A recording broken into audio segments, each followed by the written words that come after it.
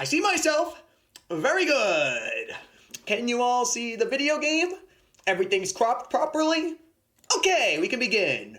By the power of Grayskull, I've got Vandyke! And from this day forth, this game won't be a secret only known to 3 others.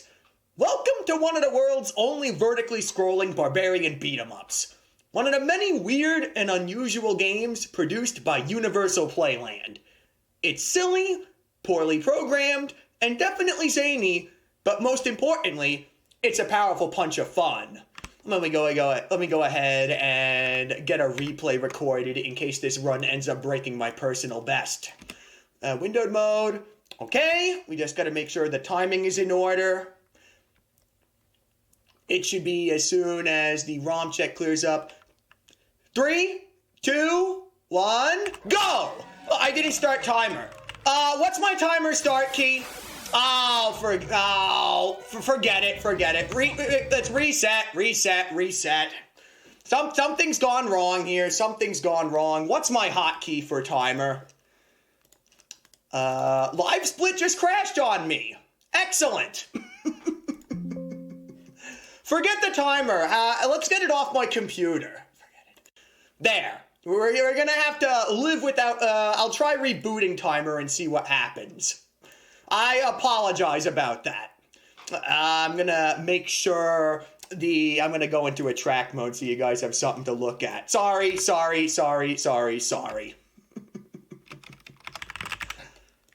Anywho, I got a new recording started here. I'm going to reboot Live Split in case there was something wrong with it. Okay, let's see if this works. Does this work now? Okay, it appears to be working. The window has not frozen on me. Now I can properly start it. 3, 2, 1, lift off! Anyway, here's what this game is.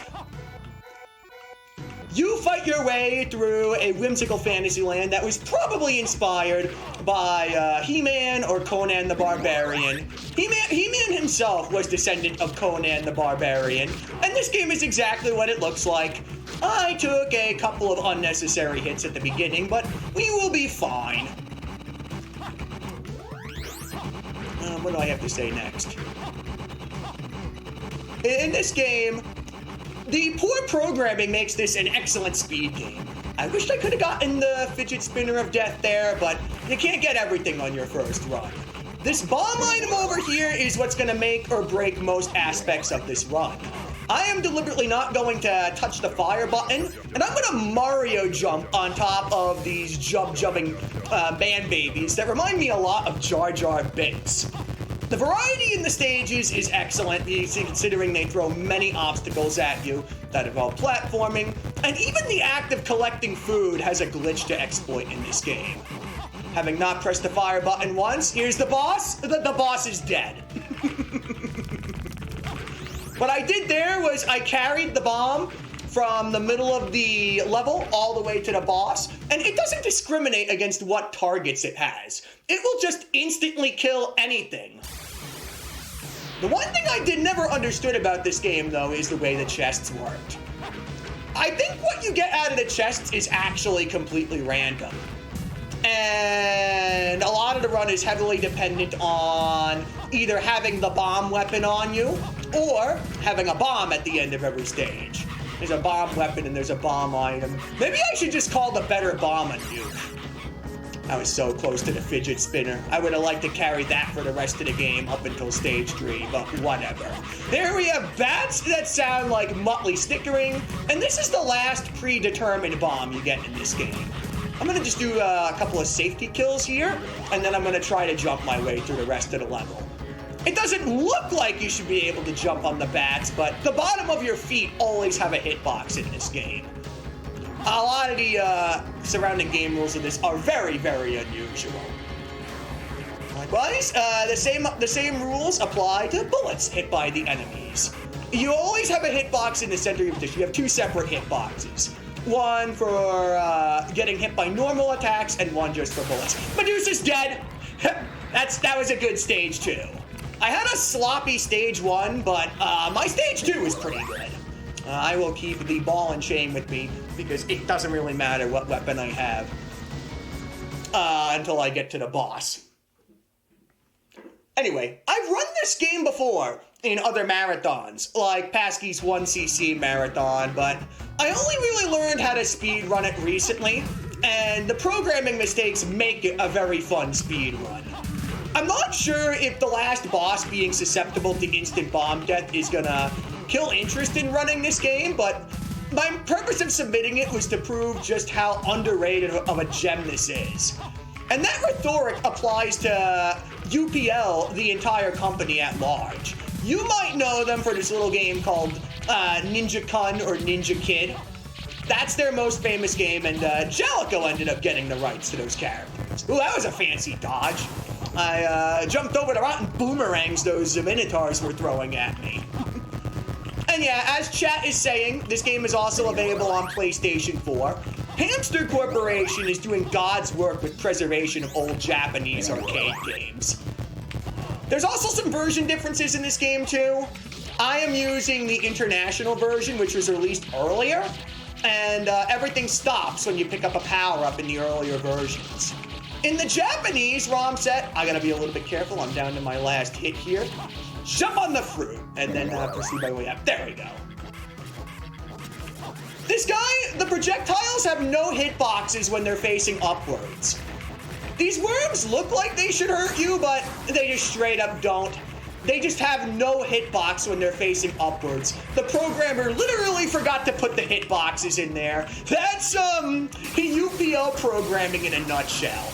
It's my throne now, my cushion. Get off, my castle. My conquest was successful. The back half of the game turns into more of a platformer than a beat-em-up, but you still primarily fight enemies most of the time anyway. I would still classify this as a beat-em-up with platforming elements, like the Double Dragon series. Moment of silence for the music here, by the way. This music kicks ass.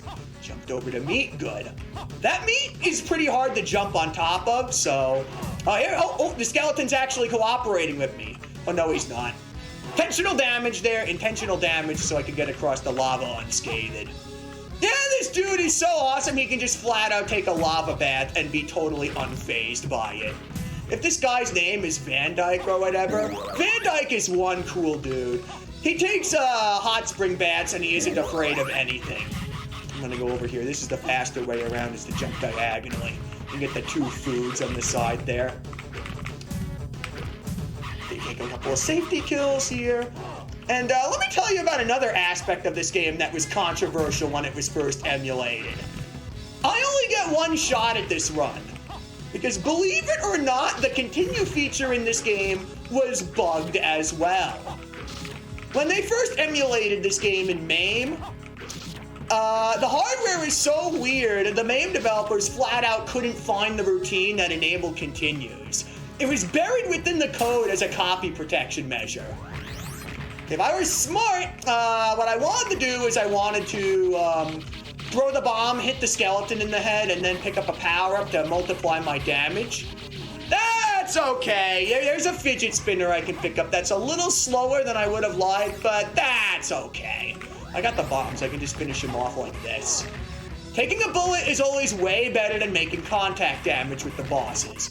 Bullets only do 2 hearts of health. Bosses kill you instantly if you touch them. That's okay. Anyway, we knew this game was supposed to have continues for a very long time because Trap Zero FX had a board of this, but the functionality just couldn't be found in MAME. The game just instantly jumped to the game over screen because the hardware is literally just that weird and hodgepodge. The latest version of MAME actually has the redumped ROMs with the continue in it, but I ain't using it. I'm using the set of MAME that I've had forever, so if I fail this run, that's that. Yeah, I don't get a second chance at it. No pressure. Speaking of things that I want to talk about, let's just jump over these skeletons. Everything is fine. I don't need the health either. Okay, reminder. Left turn at this intersection, and then right turn at the second major intersection in stage 6. These last couple of levels are a little bit blander compared to the stuff we've seen beforehand. Maybe they were pressed for time in creating gimmicks for these stages. Oh, a food popped out of there. I don't think I've ever seen that before. Guys, sprites remind you of the boss in Star Ocean 1. It could have been entirely possible they took inspiration from UPL. UPL had a lot of soft influence on the Japanese video game industry. They weren't quite as pronounced as, what is that frog doing? Where's that frog's hitboxes? Game, please, how'd you get up there? Well, I guess now I know why the ceiling is raised so high. Okay, now we have the baby dragons here, which they are also weak to the fidget spinner. They attempted to do a weapon weakness system where certain bosses are weak against certain weapons, in which case these guys are weak to the fidget spinner, and they're just as effective as the bombs are. If I can get a little extra health from the generator here. No, getting maximum power is okay by me as well. But that's what's so special about UPL games. They always went out of their way to put in weird game mechanisms on purpose to stand out, since they didn't quite have the budget that Konami, IRM, and Capcom did back then. What they had was just creativity, and they just flourished in it. Oh, that's really good. That health up was really good, and I'll take the second one here. Let's flex. Anyway, back to the version differences of this. I said I picked the international version of this, which came out earlier, for the sake of having the entire game stop when you pick up a power-up. In the later Japanese version of this game that has a UPL copyright, they realized that you could cheese a vast majority of the game by just jumping on top of the power-ups, and they patched it so that none of the enemies ever stop coming at you in the later version. That's the only version that's in the PS4 arcade archives, because I don't think Jalico exists as a company anymore. Go to the right here now, and yeah, my weapon just went right through that bat.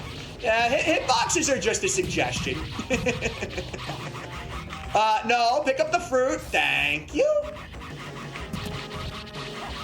Lots and lots and lots and lots of sprite lag. Good job.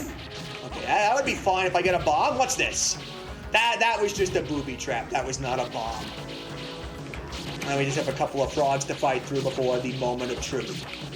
I really shouldn't die here, so I'm going to concentrate. Dying here would be absolutely atrocious, because you need a weapon for the last two bosses.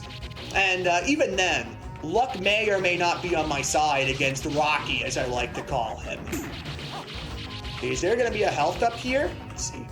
Oh, it's just useless points. Okay. Points are good, gems are good, but not when you're in a speed run. Oh, is this guy not going to behave? Oh. Yeah, he's not behaving. I have to actually come on down here. Yeah, Rocky ain't behaving. If he decides not to behave, then, you do this. Oh, I got the damage glitch off. Ooh, nice. Nice, nice, nice. One of my fidget spinners was actually inside his sprite when I picked up an item, and it just racked up the damage. Okay, last stage. My time is looking pretty darn good. If I get a bomb for the last boss here and now, and don't have to waste it before the end, this is gonna be a ideal 12-minute run. That's not ideal to replace the fidget spinner with this. Let's see if I can get it back. Food is acceptable, though. I'm gonna take a gamble and see if I can get the good weapon back, just in case. That's the shit-ass sword? No! Game? No! Don't do this to me, game. No, no, no. Hey, give me my good weapon back. Okay, I'll accept that. And anything is better than the shit-ass sword you start with. Oh, well. I guess we're going to have to do the last boss the hard way if nothing's showing up in these chests. And actually, this could be the moment of truth here. We'll see. Well, that's a power-up, and that's a booby trap. Whatever. We have to kill the boss the intended way. Everything else in this game would have been free if I'd gotten a bomb right there. But such is not to be. We need to rely on our own skill and wit. One more bit of food here to bring me up to 5 health, and one more chance at the fidget spinner. Whatever. The last boss is the biggest problem in this game if you have to fight it.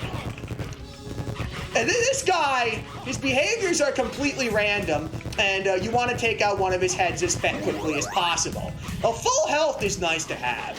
I'm just gonna slow up from this point. My run time is good as it is, so I'm just going to slow up and concentrate for a little bit. That was bad. I didn't need to take that 1 point of damage, but I guess it could have been worse. I could have been hit by a Minotaur. Get away from my food! Thank you. There's nothing inconspicuous about floor chicken whatsoever. It's just as edible as the Simon Belmont wall chicken is. Alright, here goes. I'm gonna sit in the center on purpose here. What I want to do is, do not bite at me. Please shoot the fireball. Yeah, you get hit by the fireball on purpose here in order to buy yourself a little bit of time. No! Oh, the game misbehaved. I'm dead. That's run over. Runs over. Game misbehaved. Run over. I just gotta hope for the best now. Now you see the problem with the sword right here. The sword ain't got no range. Yep, it's over. That would have been a 15-minute run had that succeeded, but that's the way the cookie crumbles sometimes. I submitted this knowing the last boss would have been a risk, but I still had fun playing it anyway. For the sake of keeping the schedule going as is, I'm going to hand things off to the next runner now since I was on schedule. But if everything went right there, that would have been a pretty solid run. Thank you for the GG anyway there, my dude. Most of the run went right until I ran out of luck at the end. Anyway, guys, that was Vandyke. And it's a blast all around, and I highly recommend you try this game on the PlayStation 4 when you get the chance. It really needs some more attention. Next up, there's going to be Street Fighter 03 World Tour Mode in preparation for Street Fighter 6. It's going to be interesting to watch. I wonder what he'll upgrade first. Live long and prosper, and until we meet again, folks.